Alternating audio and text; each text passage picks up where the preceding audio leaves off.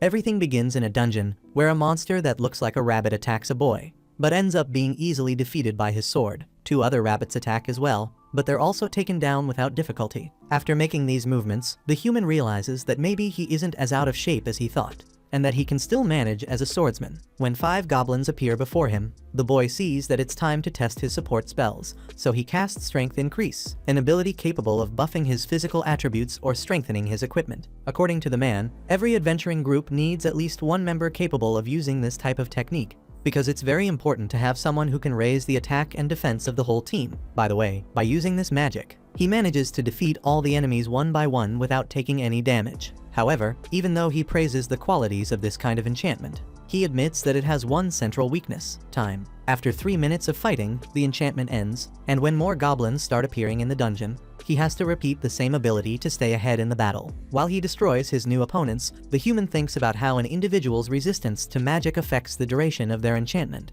In his case, it's only 3 minutes, and sadly that forces him to constantly watch the time, so he can reactivate the spell whenever it ends, making enchanters like him always fight an endless battle against the clock. The boy is able to handle a sword, which isn't common for someone of his class, but this limitation is still a weakness. And speaking of weaknesses, that's exactly why the young man was kicked out of his adventuring group without ceremony by its leader, Oliver. Remembering that day with anger, the enchanter argued that the two of them were childhood friends who had always fought together. But Oliver confessed that during all that time, he only gave Orhan a few chances because they came from the same village, and that from now on, they would go their separate ways. Annalie and Derek, the other 2 members of the team, were more direct in making it clear that Orhan was only slowing everyone down, so Oliver threw in the towel and admitted that he was expelling his childhood friend because he wasn't strong enough. Unable to believe what he was hearing, Orhan remembered how he formed that team with Oliver 8 years ago, and how they reached S rank in a short time, becoming the first group to reach the 94th floor of the Great Southern Labyrinth, so much so that, because of that feat,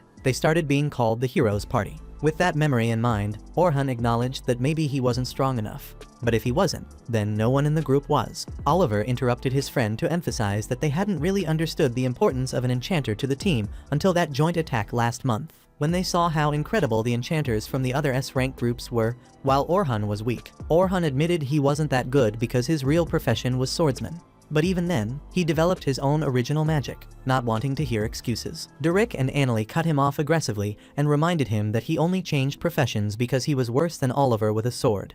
But even in his new class, he didn't stand out. In response, Orhan argued that he only became an enchanter because the group needed one, and because he was the one with the most aptitude for it, pushing himself to the point of developing his own magic to compensate for his weaknesses, ensuring the group survived the deeper floors of the dungeons because of that. Once again, the boy was interrupted, this time by Oliver, who made it clear that they already had a replacement enchanter. This news shook the expelled member deeply, while Annalie commented without the slightest remorse that they were the Heroes Party and couldn't be slowed down by someone who couldn't keep up with the rest of the group. Understanding once and for all that there was no place for him anymore, even though he couldn't believe he had been thrown away like that after everything they had been through together, Orhan headed toward the exit, heartbroken. The mage also pointed out that he was able to use some magic and a sword, but everything at a rank, and even so he kept trying to tell everyone what to do, which was quite irritating. According to the girl, people like Orhan are called jack of all trades, a way to belittle those who only serve to fill in gaps and aren't that important. Filled with hatred over the way he was expelled from his team, Orhan can't swallow being called something like that, a jack of all trades. Even so, he didn't leave the group empty-handed, since through his own effort, he figured out a way to combine his 2 professions, swordsman and enchanter, becoming an adaptable enough adventurer to make this fusion work effectively. With this technique he acquired, Orhan hopes never again to be called a jack of all trades, and that one day he'll be an adventurer capable of doing anything. After finishing his expedition in the dungeon, the boy registers the teleport crystal, so he can return directly to the 7th floor next time. However, when he's about to leave, he runs into a group of adventurers who had to flee from a horde of orcs and were forced to leave a little girl behind. Because if they had stayed, the leader explains, everyone would have been killed, and he decided to prioritize his older companions. Orhan can't help but worry when he hears that, but he tries not to get involved in the problem, convincing himself that the girl was just unlucky to have joined the wrong group. However, he knows very well the pain of being abandoned by your team, and knowing that makes Orhan turn back and decide to intervene. Taken by indignation, he accuses the group of abandoning a teammate and then making excuses so they wouldn't have to save her, the kind of people who irritate the enchanter the most. One of the members responds that he wouldn't have been able to save the girl even if he had stayed behind, and since he's not the type to swallow an insult, he tries to punch Orhan, who easily counters and throws the kid to the ground. Quickly, Orhan asks where the girl was left. Speaking of her, the poor young girl was surrounded by orcs and on the verge of being devoured alive. In a desperate move, she plays her last card by invoking a magical shield to keep the monsters from getting closer, while they tried to break through the barrier and she screamed for her older sister. Suddenly, just as the defense shatters, Orhan arrives, unleashing an arrow shock and driving the enemies back. They immediately start attacking the man instead. As always, Orhan prepares his sword and buffs himself with strength, boost his main battle combination, then engages the orcs in close combat. He also activates technique boost to face opponents of that caliber, which makes the girl confused about this man's profession, since he seems to be both an enchanter and a swordsman at the same time. After defeating some of the orcs, the human casts sharpness boost to make his blade even more capable of tearing through the enemy's flesh. When he returns to the fight, the girl is impressed, having never seen anyone fight like that. Facing this horde, Orhan understands why that low-ranked group ended up running away. But he, on the other hand, knows he can handle this on his own. With that in mind, the swordsman heads into the center of the chaos and performs a series of strikes that shred a large portion of the monsters. Then, he displays technique and speed as he beheads his opponents with extraordinary ease, leaving the little girl more and more astonished by the extent of his talent. Soon enough, when the enchanter finishes off all the orcs, the girl collapses onto the ground in relief and starts crying. After getting the girl safely out of the dungeon, Orhan was simply saying goodbye, not expecting much, but eager to thank him properly for the help he gave. The girl says she is eternally grateful and introduces herself as Sophia Claudel. Hearing her last name, the swordsman finally notices the crest on her tunic, then introduces himself in return as Orhan Dura, a name Sophia really liked. Wanting to make up for the trouble she caused, the girl offers to pay for the boy's dinner, and although he says he didn't help her expecting anything in return, she is so intent on rewarding him somehow that he ends up accepting the invitation, even if a bit awkwardly. So she takes the enchanter to a restaurant whose sign carries the same crest as her clothing. According to the girl, it's a very cheap place, but the food is great. This confirms for Orhan that Sophia Claudel is indeed part of the Silver Rabbits of the Night Sky, one of the biggest and most popular clans in the kingdom of Nohitn. Once inside, Sophia is startled to see her older sister in the establishment, and she explains that she's there for a meeting nearby. She asks who the boy with her sister is, saying Sophia is far too young to be dating. Embarrassed, Sophia panics and can't explain what's going on, until her older sister finally realizes she is standing before Orhan Dura. Scratching his head, Orhan says, "Long time no see, Selma Claudette." Sophia doesn't understand how this guy knows her sister, so he explains that Selma is the leader of the Silver Rabbit's most powerful S-rank, simply the strongest enchanter in the kingdom, largely responsible for making the enchanter profession well known, as well as creating the idea of group members having different roles. In the strategy she created, each team is divided into 3 functions: attackers, who take down the enemy; defenders, who act as shields; and supporters, who provide assistance. This strategy revolutionized the way adventurers carry out their missions, forever changing dungeon expeditions. According to Orhan, the hero's party is no different, and that's why he had to abandon his swordsman profession to become an enchanter. After seeing how strong Selma was in last month's joint assault, that's when his teammates decided Orhan wasn't good enough, which eventually resulted in his expulsion. Thinking to himself, he had already suspected the 2 girls were from the same clan, but had no idea they were sisters. Speaking of that, wearing an angry expression, Selma asks what this brat is doing around her 14-year-old little sister. Not knowing how to explain it properly, Orhan says he really was going to have dinner with Sophia, but that his intentions are pure, interpreting that as him saying her sister isn't good enough for him. Selma loses her temper and starts to raise her voice, so Sophia steps in to calm her down and explains that this man was the one who saved her life. Disappointed that Sophia went into the dungeon alone and without informing the clan, Selma reminds her that the day after tomorrow they were supposed to go together to the Great Labyrinth, and that the younger girl should never have done that. Since she's unharmed, the older sister isn't going to scold her, but insists she never repeat that behavior. Because Orhan saved her sister, Selma thanks him and apologizes for her harshness. Then the 3 sit together more calmly, and Selma mentions she hasn't seen Orhan since that joint assault last month when they met, and that this is the first time the 2 have talked like this. Since they're in the same class, they were placed together in that battle, where Selma took command and Orhan served as support. Selma praises the boy's performance that day, and Sophia comments that it sounds like her sister has known this guy for a long time. Selma is surprised that the younger girl had never heard of Orhan Dura, since he is a member of the hero's party. The girl is shocked to learn how important he is, but Orhan says he no longer belongs to that team, without revealing the exact reason. Hearing that, Selma asks if he is free, thinking she is about to recruit him for the Silver Rabbits. Orhan doesn't even let the girl finish and declines the invitation immediately, because he wants to stay without a group for a while. Selma explains that the young man misunderstood the situation. In reality, she has the perfect job for the swordsman, accompanying her clan on the training expedition that will begin the day after tomorrow. This expedition is meant to recruit new members, where a rank and S-rank veterans will lead these new recruits for 3 days as they descend to the 50th floor of the Great Southern Labyrinth. Impressed that this would take only 3 days, Orhan comments that the best novice adventurers would take 6 months to a year to do the same. Selma then explains that it's possible if they take the shortest route. She also admits that the expedition's sponsors are demanding quick results. Orhan points out that even the Silver Rabbits have their own problems,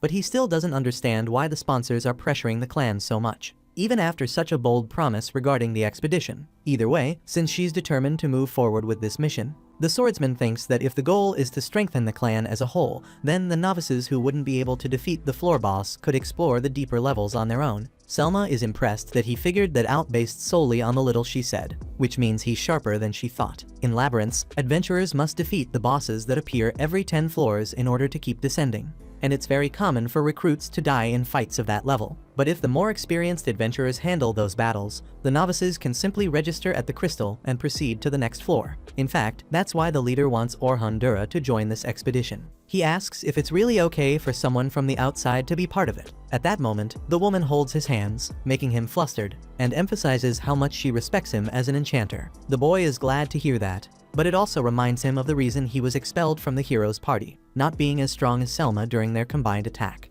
And now she's asking him to return to being an enchanter, which doesn't sound very appealing considering the recent trauma he went through. Because of that, Dura ends up refusing the invitation. But Sophia says she's going as well and insists that he join them, shaking him a little.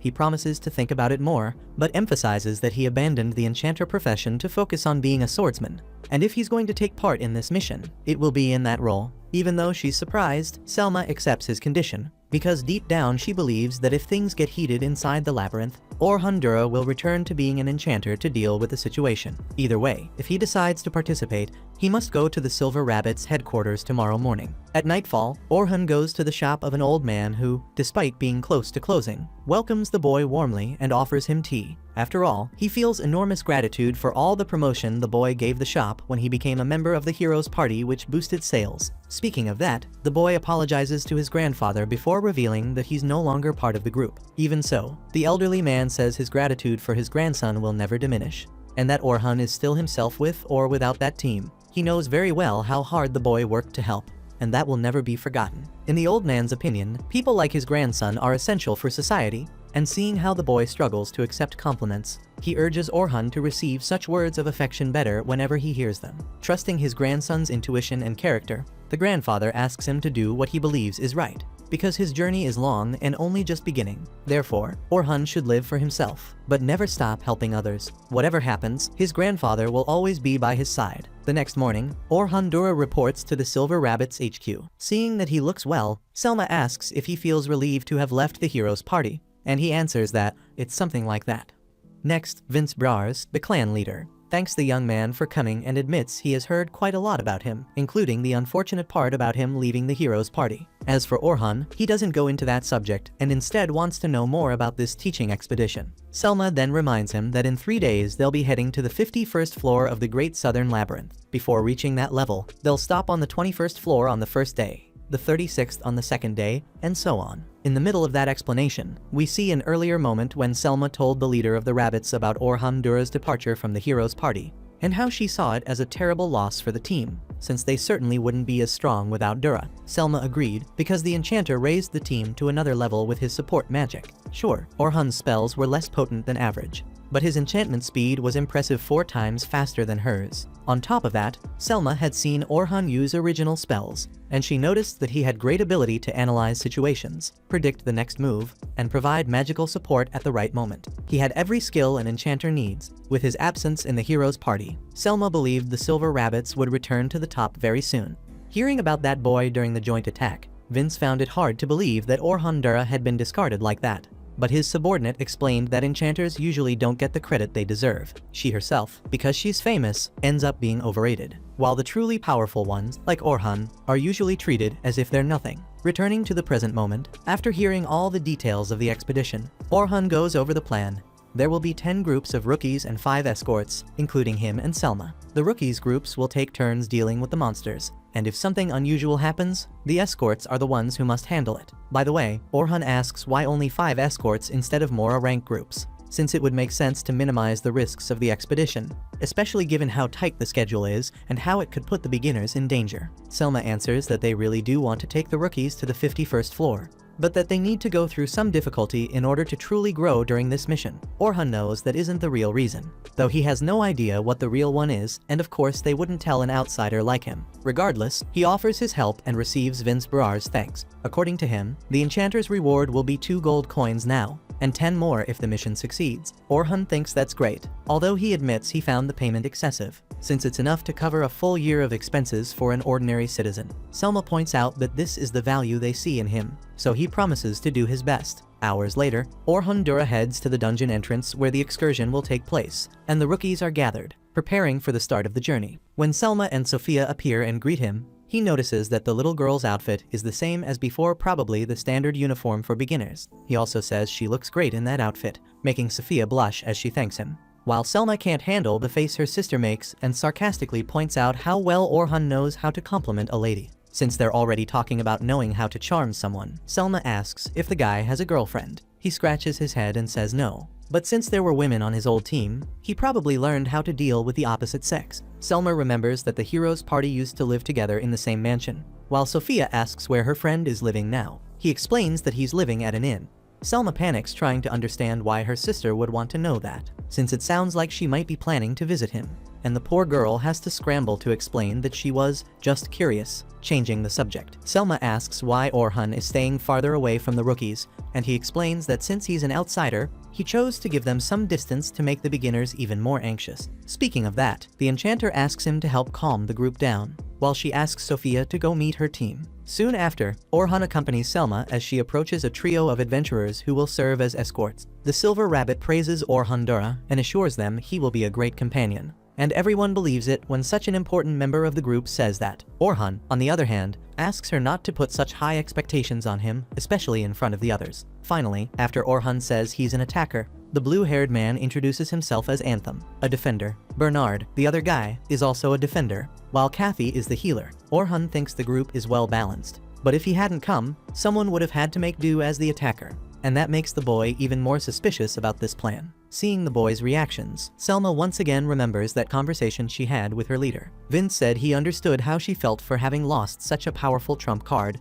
but reminded her that Orhan is an enchanter just like her. And thinking about the group's balance, he couldn't remain in the first squad. Even though she agreed, Selma lamented that her clan hadn't moved forward even a single step since last year, making her believe the Silver Rabbits wouldn't be able to regain what they had lost, and it was exactly for that reason that she invited Orhan Dura to participate in the expedition. Still, he only agreed to come if he were used as a swordsman, and all she hopes is that he truly works as a frontline attacker when things start getting intense. Finally, after saying goodbye to the escort group, Selma takes Orhan to the rookies to welcome them. Moving to the front and receiving everyone's full attention, the leader announces that today they will begin their descent toward the 51st floor of the Great Southern Labyrinth. She understands the young one's nervousness, since it's not easy to reach such a deep level of this dungeon so early in their careers, but she asks them not to worry, as she brought a powerful companion in case something outside the plan happens. In that case, she introduces Orhan Dura and reveals that he has already descended to the 94th floor, a place even central figures of the kingdom haven't reached, including Selma herself. The newcomers are impressed, and a murmur quickly spreads through the crowd about the man's incredible achievement. As if that weren't enough, even though Orhan asks Selma not to put so much pressure on him, she not only says he will be the main reference for everyone inside the dungeon,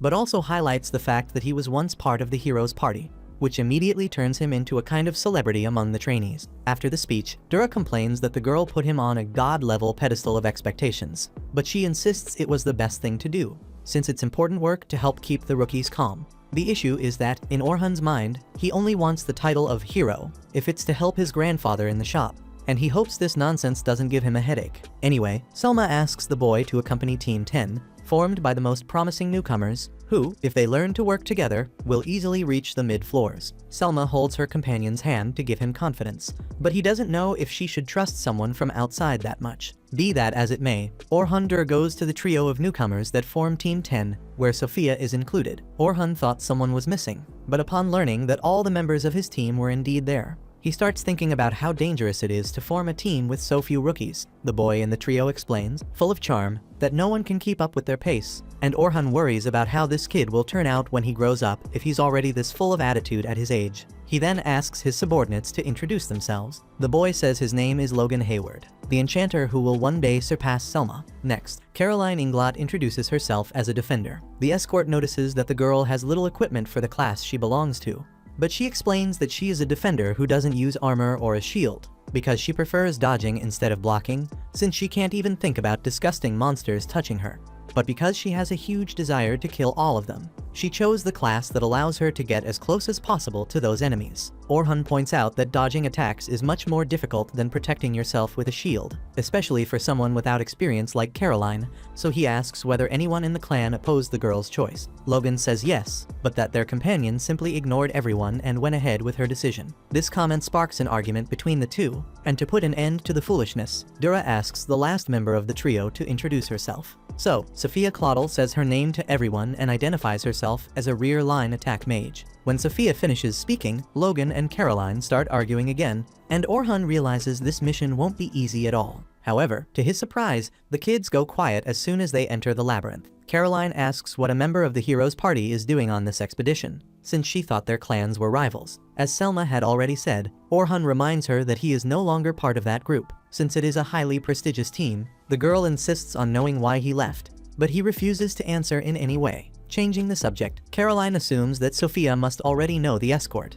because she said they would be accompanied by someone incredible. Caroline demands an answer from her colleague to know whether this is the incredible guy she mentioned. And when cornered, Sophia turns as red as her hair, but reveals that Orhan Dur saved her life, besides being very strong and having been part of the hero's party. She also says her sister told her she didn't need to worry because Dura would be there, not seeing himself as a hero at any moment. Even if the girl sees him that way, the enchanter wonders whether Selma only praised him like that to calm the sister down. Suddenly, two wolves that had been silently observing decide to leap at the adventurers, but they fall into a magical trap placed by Orhan along the path, which gives him certainty that he did the right thing preparing these devices along their route, especially to deal with enemies that attack from behind without spending too much time. After all, time is something they don't have much of, and if they're going to waste any, it should be on harder fights. Some time later, when Team 10 reaches the 20th floor, Orhan has watched his rookies fight enough to understand he won't have problems for the rest of the training expedition. Honestly, he thought Logan was just a cocky kid,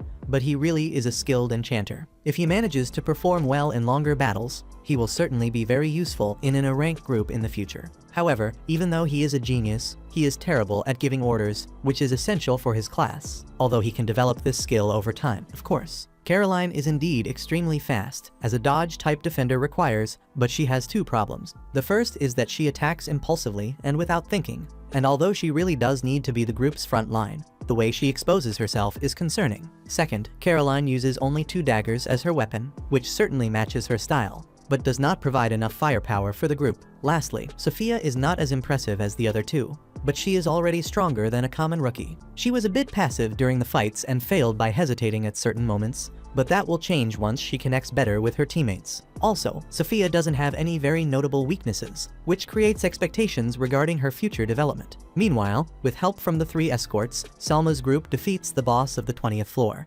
then asks the newcomers to register the floor on their guild cards so the expedition can end for the day. With some free time, the enchantress goes to Orhan to hear what he thought of the first day. He agrees that Team 10 has a lot of potential, but he regrets that they're not working very well together.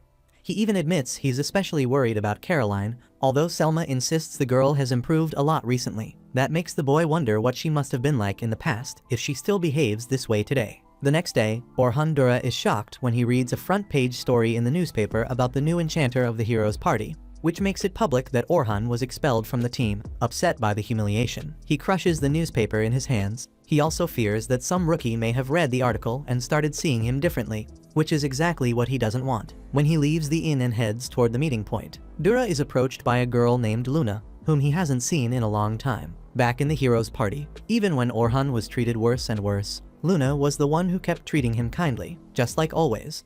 And when he was expelled, she wasn't there. She had been away doing something for her family, and if she had been there, things probably would have turned out differently. Faced with yet another complicated issue involving his former team, Dura realizes how much this subject has really been consuming his mind. Luna practically begs her friend to come back to the party, but when he asks whether the others feel the same, she admits that she's the only one asking for the enchanter's return. Still, if Orhan decides to come back, she'll do everything she can to convince the others. Even though he's caught off guard, Orhan can see in Luna's eyes that she's serious. But he declares that it's already too late for that, especially after the article he just read. Hearing this, Luna takes his hand and reminds him that they promised to finish the Great Labyrinth together. But Orhan hardens his expression, pulls his hand away, and says that this was a promise the two of them made together with Oliver, and Oliver was the one who expelled him from the team.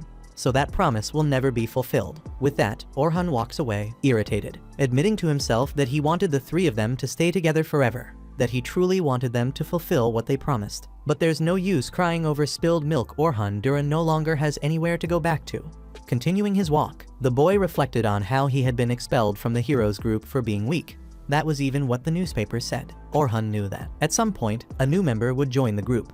But the truth is that he couldn't avoid feeling bad about it. Even more so after that article, which called into question the credibility he had as an adventurer, something that could make it harder for him to find a new group. In fact, it wasn't just in Orhan's head that people would comment on the newspaper story. The rookies had found out about it and were talking among themselves about the case, including Logan, who began to question whether their instructor had really told the truth about his old group. At that moment, Orhan arrived and said good morning to the youths who, even though they tried to keep things the same, made it clear to the enchanter that the atmosphere was quite strange, especially after how much Selma had introduced him as if he were a god. Speaking of her, Selma came running and apologized for not knowing about the newspaper article. Orhan said she didn't need to apologize, and that the expedition would be a failure if the leader lost her composure. The woman regretted not being more careful before using Dura as inspiration, but he was the one who apologized for not being completely honest. In any case, he kept his word that he would support the enchanter on this expedition, whatever happened. So she should keep her head held high as always. In a relaxed tone, Bernard stated that at least Orhan really had reached the 94th floor,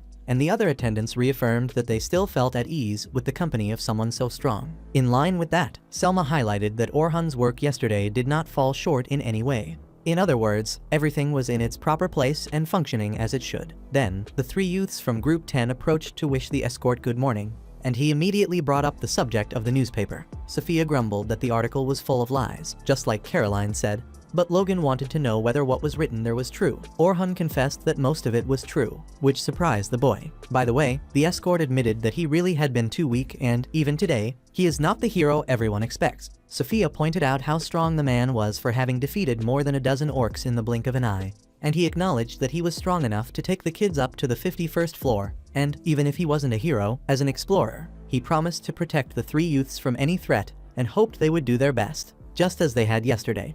Hearing that, Caroline and Sophia got excited for another day at Orhan's side. But Logan felt like a fool for getting excited. So, Group 10 reached the 21st floor of the Great Southern Labyrinth. The goal was to reach the 35th, but the escorts were not allowed to give any instructions to the rookies until they reached the middle floors, starting from the 31st. In other words, until then, the rookies would lead the exploration, which they had been doing very well up to the 29th floor. Or rather, Sophia and Caroline, because it was becoming increasingly obvious that Logan did not trust himself as an instructor. On the 31st floor, it was time for Orhan Dura to instruct the kids again, so he needed to stay alert. He sensed the presence of monsters ahead and asked everyone to get ready. When the goblins appeared, he told Caroline to draw their attention. Once again, the girl acted thoughtlessly and exposed herself more than necessary, which made the escort keep an eye on her. Next, he told Sophia to deal with the orcs at the rear, while Logan was supposed to use support magic. However, before Orhan finished speaking, Logan had already begun doing so, because, in his mind, the instructions Dura gave were the same that anyone would give, nothing different, so the boy wanted to confront his escort. With her buffs, Caroline handled the frontline goblins easily,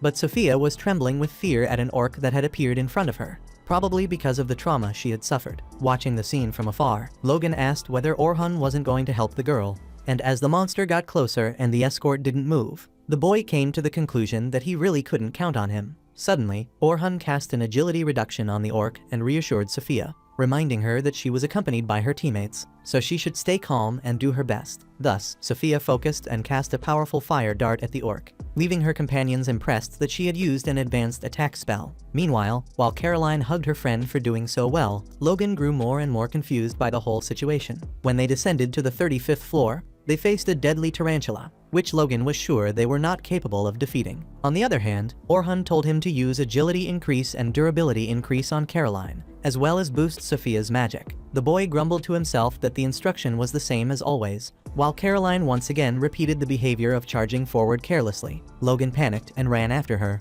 but Orhun told him to stay where he was, because the boy would be at a disadvantage if he went to the front line. That said, Orhun told Caroline to jump over the spider and slash its back. When the defender managed to do so with great agility, the escort told her to keep drawing the enemy's attention, but to be careful with its venom. At that moment, Logan buffed his companion, making it easier for her to deal with the deadly tarantula's attacks. Orhun pointed out that the defender's mobility depended on Logan, and that he should support her above all else. At the same time, he told Sophia to limit the spider's movements, so the mage cast Air Cutter, which sliced the creature's 4 right legs in half. Quickly, Orhun tells Logan to use the strength and technique boost on Caroline.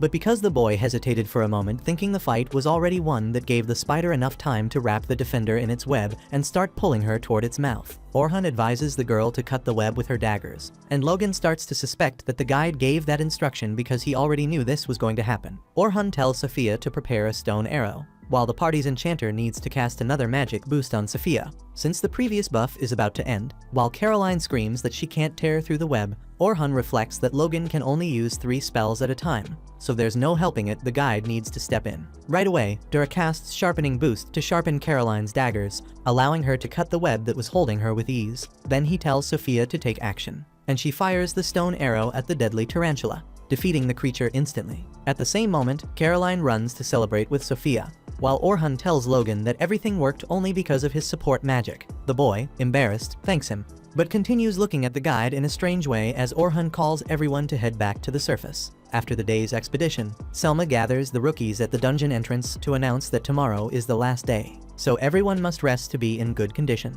Later, while heading home, Orhun is called by Bernard and Anthem to grab something to eat. Orhun is surprised that the two don't seem bothered by him. In fact, Bernard celebrates when the enchanter agrees to go out with them. They hadn't had a chance to talk properly because of the rush of the expedition, and Dura thinks this might be a good opportunity. Meanwhile, Group 10 is being taken back to the city in a carriage. Logan brings up the topic of Sophia being saved by Orhun, according to what she had said, and the girl explains that he rescued her 3 days ago in a newly discovered labyrinth. Sounding somewhat agitated, the boy asks his companion to tell them everything about their guide, what spells he used, and how he fought. After thinking for a moment, Sophia remembers that Orhun used an incredible gust of wind and also strengthened his sword with support magic. Logan believes he used a sharpening boost, a spell used to buff weapons, not people. Caroline points out that this was the spell the instructor used on her today, which made her knives very sharp. Based on what was said, Logan understands that Orhun also knows how to use close combat weapons, and Sophia explains that he switched to a frontline attacker after being expelled from the hero's party. Hearing about Orhun's change, Logan is surprised, since the instructor behaved like a perfect enchanter earlier. On top of that, the boy recognizes that he felt angry because he thought Orhun had let him down. But during the battle against the orcs, Dura used agility reduction in secret, a type of debuff that even Selma rarely uses because it's extremely difficult, yet Orhun used it easily. Remembering the fight against the deadly tarantula, Logan realizes it was the first time he truly understood the importance of formations, because if the defender keeps the enemy distracted, the attacker and the supporter have space and time to focus on their roles. Orhun even seemed to know exactly when each buff would end, and he also predicted the spider's web attack, which can only mean one thing. Orhun Dura was reading the situation perfectly and giving the most appropriate instructions for each case. That makes him an excellent enchanter, but Logan doesn't understand why he switched to the front line. Maybe he really is a true genius, able to fight in such different ways, and the boy doesn't want to be left behind, so he promises to do his best to achieve his dream of becoming the greatest enchanter. Caroline comments that he has a scary look on his face, and he says he's just motivated for tomorrow. Later, when they arrive at the Silver Rabbit's Tavern, Bernard and Anthem insist on paying today's bill. Bernard assumes the enchanter must have celebrated a lot for having been part of the hero's party. but Orhan only remembers doing all the administrative work and not having time to have fun. Because of that, the other guides are outraged at the spiteful tone of that newspaper article, and Orhan thanks them for the empathy. Anthem asks if he really was the enchanter of that group, because when they met, Dura had said he was an attacker. Orhan explains that he switched to swordsman for good when he left the team. That is, he was already performing that role in the hero's party. And, being honest, he wanted that more than anyone, influenced by his grandfather, who was also a swordsman. His grandfather had been an explorer, and long ago, when a gigantic monster appeared in their village, the man defeated the creature with a single sword. Seeing that made Dura want to be like him. When asked how he ended up becoming an enchanter, Orhan explains that it happened when the hero's party started descending deeper and deeper, and their pace began to drop. After all, with each floor they descended, the monsters became stronger, which led to the idea of looking for an enchanter to join the team, since that profession had been gaining a lot of attention at the time. But because Orhan was considered a jack of all trades and could do anything, he ended up being the one who had to switch classes. Anthem feels bad for him, but acknowledges his merit in leading the team all the way to the 94th floor, suggesting that the decision ended up being the right one. However, Orhan disagrees with a serious expression, saying that even though he switched, the group should have slowed down and grown stronger. When his companions ask what he means, he dodges the question and claims he's being too harsh on his old team.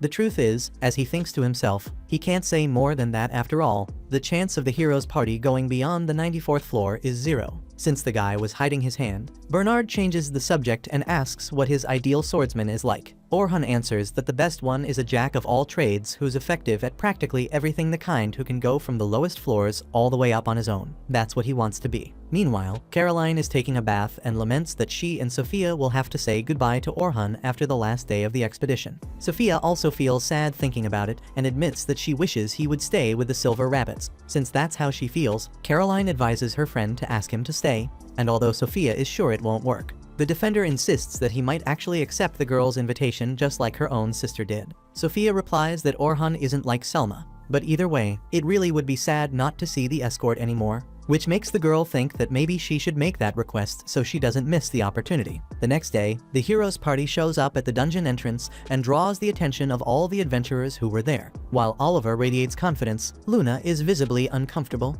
Next, Orhan Dura approaches the newcomers for the last day in which he must report for this service. Excited, the 3 children welcome the instructor with joy, and Caroline admits she would be even happier if they received a reward for completing this mission. Logan asks what she would like to receive, and the girl looks at Sophia, who becomes extremely embarrassed because she knows exactly what she would like to receive in this case: for Orhan Dura to stay in the night sky Silver Rabbits. With nowhere to run, Sophia gathers the courage to confess what she wishes for. But she is interrupted when Orhan Dura is called somewhere else. While heading to the place he was summoned to, Orhan Dura hears 2 newcomers talking about how the hero party is going into the deeper part of the labyrinth today, starting from the 92nd floor to test the new formation. Hearing that, Orhan Dura thinks it would be much more prudent to run those tests on the upper floors, where the risk is lower. But he quickly tries to forget about it. Speaking of which, on the 92nd floor of the Great Southern Labyrinth, Oliver is determined to conquer this dungeon. After all, they no longer have a loser preventing victory. Not only the leader, but the other members also remain convinced that Orhan Dura was a burden to the team, except for Luna, of course, whom Oliver wants above all to convince that he was right from the beginning. 2 days earlier, Philly Carpenter had presented herself to the hero party full of enthusiasm in light of the great feats of this famous team. According to Oliver, Philly Carpenter is a talented adventurer who reached the 100th floor in the Great Western Labyrinth, and she will be the team's first real enchanter. Derek and Annalie were satisfied that they no longer had to rely on that guy from before. Philly Carpenter even thanked them for the welcome party, and Derek commented that now that they weren't stuck with that nuisance on the team, they had every reason to celebrate. In fact, he was even startled when he saw the curtains Orhan Dura managed and realized that the hero party had a lot of money. Philly Carpenter asks if that money wasn't meant to fund the group's activities, but Oliver asks them to stop talking about Orhan Dura, because today is the new enchanter's welcome party. In the middle of the party, Luna arrives running to deliver urgent news, and although she is surprised to see the new girl, she puts that aside to reveal that Orhan Dura is going into the Great Southern Labyrinth with the Night Sky Silver Rabbits. Immediately, the other members begin questioning how someone that useless could possibly enter such a powerful clan, while Luna demands to know what happened while she was gone. It is at that moment that she learns, through her teammates, that Orhan Dura was expelled from the team. Then the leader introduces the new enchanter. Luna remembers how clear she had been when she opposed replacing Orhan Dura, and Derek becomes irritated that she is ignoring the new member. Oliver calms the big guy down and argues that, as everyone already knew, Orhundura is not strong enough to be on this team. Luna, however, always disagrees strongly with that and sees that guy as the core of the hero party, believing that they only got as far as they did because of him, and that the team will not be able to move forward without Orhundura. Offended, Annalie stresses that the rest of the group disagrees about the jack of all trades, but either way, there was no point complaining anymore. Orhundura was out, and that was it. Faced with the facts, Luna ends up giving in and accepting that there really is nothing she can do now. Then Oliver sighs in relief and starts a discussion about the immediate plans, since this is Philly Carpenter's first day. This time, the plan would be to run a test with a newcomer on the 92nd floor in 2 days, and if everything went well, they would descend to the 94th. However, Luna opposes the plan because she has no intention of kicking the bucket. Once again, she offends the other members of the group while explaining that, although Philly Carpenter is a talented enchanter, it would be prudent for them to start from the easier floors and then go down. Derek and Annalie insist that the 92nd floor will be easy, but Luna reminds them that the Black Dragon is there, and that they almost got beaten last time they faced that creature. Even so, the team members radiate arrogance and continue blaming Orhundura, saying he was getting in the way of the rest of the team. Oliver tries to calm the situation by reminding them they would only be testing the new formation, and therefore would not fight the Black Dragon. But Derek and Annalie remain convinced that they should confront that monster. Luna continues insisting that it would be irresponsible to do that without Orhundura, but Oliver puts his foot down and imposes that the plan will be followed no matter what. And so, we return to the present moment, where the hero party faces powerful enemies, even though they still haven't synced with the new member of the team. At the moment, they face a kind of mammoth with impressive endurance. Oliver tries to cut the monster, but its tusks are long and prevent the adventurer from getting close. Failing, the leader retreats and lets Derek take the front line with his shield, while he feels his body becoming heavier as his buffs wear off. Knowing things will get ugly if this continues, he asks Philly Carpenter why the buffs keep ending, and the enchanter, visibly anxious, replies that she still doesn't quite understand how the companions fight. Immediately, this makes Oliver remember that Orhundura had understood everything in less than an hour on his first day. Meanwhile, Derek takes a burst of power from the mammoth and is almost thrown to the ground. Then he gets scolded by Annalie because she was nearly hit. Trying to keep up appearances, the tank knows he could easily block that kind of attack. But today it's complicated. Annalie responds with a sequence of fire bullets that don't even tickle the monster so much, so that Oliver thinks the sorceress must be joking. However, the truth is that her attack power is really quite weak right now. Worried, Oliver tells Philly Carpenter to buff the mage. The enchanter had already done that, but she tries to reinforce the spell anyway. Annalie tests her strength again by repeating the fire bullets, but once again they cause no damage at all to the opponent. Increasingly incredulous, Oliver thinks about how Philly Carpenter's support magic should be far stronger than Orhundura's. Even so, Derek is suffering on the front line trying to withstand the mammoth's overwhelming power, so he asks the leader to do something. Coming back to the real world, Oliver tells Annalie to circle around to flank the enemy, but the monster immediately notices her movement and almost hits the mage, forcing her to retreat. Because of that, Oliver asks Philly Carpenter to watch the monster's next attack and warn the group, but she regretfully says she won't be able to do that. Oliver argues that an enchanter's duty is to understand the flow of the battle, but Philly Carpenter can only use support magic for now, which starts to irritate Annalie. The team's leader sees how much weaker they all seem and begins to panic because he can't understand why until Luna finally approaches to explain the reason for everyone's weakness. However, just as she is about to reveal it, the famous Black Dragon suddenly appears, intimidating everyone with its terrifying appearance and destructive aura, eyes bulging. Oliver points out that this dragon wasn't supposed to leave the floor boss area. Unconcerned, the winged monster stomps the mammoth like it was an insect. Its size is simply unbelievable. Luna shouts that they must retreat, but Derek and Annalie refuse, giving the final word. Oliver argues that they've beaten this monster before and can do it again, so they charge at the Black Dragon, which responds by spitting a fireball at Derek. Even though he raises his shield to protect himself, the human is still thrown across the ground by the sheer force. While Luna runs to heal him, Oliver questions why Philly Carpenter didn't buff the tank, but the harsh reality is that the enchanter is completely frozen with fear. Annalie fires a fire lance, but once again her magic has no effect at all on the enemy. Fortunately, when the dragon counterattacks, it ends up hitting a rock with its fireball instead of the girl directly, though she still takes considerable damage.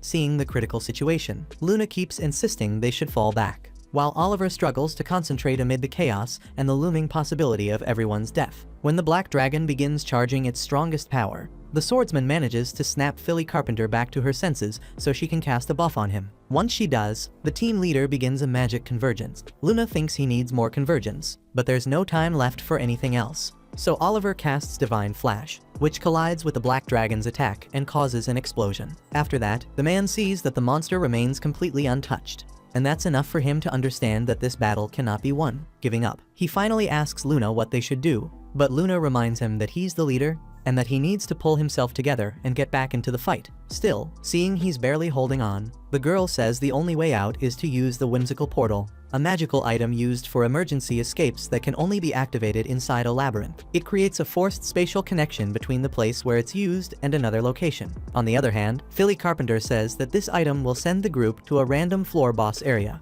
either on an upper or lower floor, meaning they'll have to face another boss. Even so, Luna thinks it's better than fighting the Black Dragon, which is one of the strongest bosses. Therefore, Oliver pulls out the whimsical portal and throws it on the ground, opening the passage the party must enter. Struggling, the members move too slowly and are prevented from entering by the Black Dragon, which spits a stream of flames and, strangely enough, enters the portal alone. It closes right after the creature goes through. Derek feels relieved that they escaped, but Luna explains it's actually the worst thing that could have happened, because the Black Dragon might have ended up in a much weaker place where beginner adventurers could be attacked. For that reason, she plans to ask the guild to forcibly teleport everyone out. That's a function guild cards have, allowing people to be evacuated from labyrinths during critical moments like this, even believing they might face some punishment from the guild. Oliver decides to go forward with the plan and moves to the next step, but Luna reminds him that Derek and Annalie are injured and can't walk yet. As Luna heals the others, she says that when they request forced teleportation, they will have to fight the Black Dragon immediately,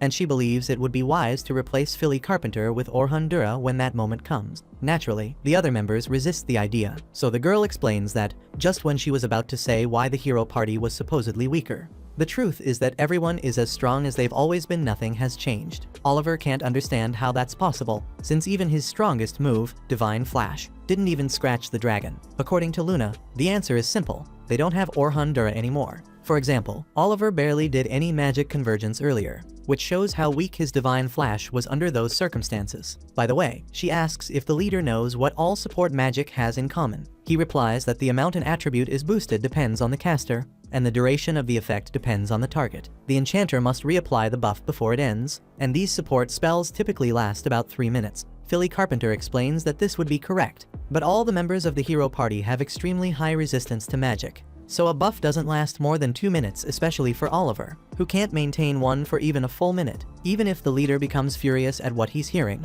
Luna states that his body is incompatible with any enchanter. The issue is that Orhandura could squeeze milk from a stone and practically did the impossible. Oliver argues that Philly Carpenter should also be able to do that, since anyone is more talented than Orhandura. In response, Luna reminds him that Orhandura was aware of his own weaknesses, and that he developed original spells precisely to compensate for them. When they hear that the guy created his own magic, Oliver, Derek, and Annalie are stunned and refuse to believe it, but Luna assures them it's the truth. With that said, she stops the healing and reminds them that they don't have much time, so it's time to leave. Next, as they all run out of the labyrinth, Oliver remembers that Orhandura really had said something about creating original spells, but he was still much weaker than the other enchanters. Luna refutes this, since Orhandura was able to create a support spell that increases power by more than 50 times. Philly Carpenter thinks that's impossible, since even Selma of the Silver Rabbits can only manage a 10-fold increase. That makes Oliver realize that his Divine Flash depended on Orhandura's buffs to actually be strong, which Luna confirms. After all, both the swordsman's technique and Annalie's attack spells were literally 50 times stronger with Orhandura's support. This made Oliver arrogant, to the point that he stopped worrying so much about concentrating his magical energy when using that ability, and if he had focused a little more, he might have at least knocked down the Black Dragon. The same goes for Annalie, who could only use mediocre spells in that last fight, which made it clear that she can only cast her special ones with support from their jack-of-all-trades. Finally, Orhandura also helped with Derek's defense, mainly because his buffs affect equipment and spells as well, so when the support magic wore off, the party members didn't suddenly feel their bodies grow heavier. Sometime later, the heroes' party is spotted by adventurers outside. Oliver hears some people commenting on how they are heroes, but the boy rejects that title since they're putting all those adventurers in danger. Even so, it's true that they already defeated the Black Dragon once, and Oliver knows he did it with his own hands, so the heroes' party does not need Orhandura. Check out these videos appearing on your screen and subscribe so you don't miss the next part.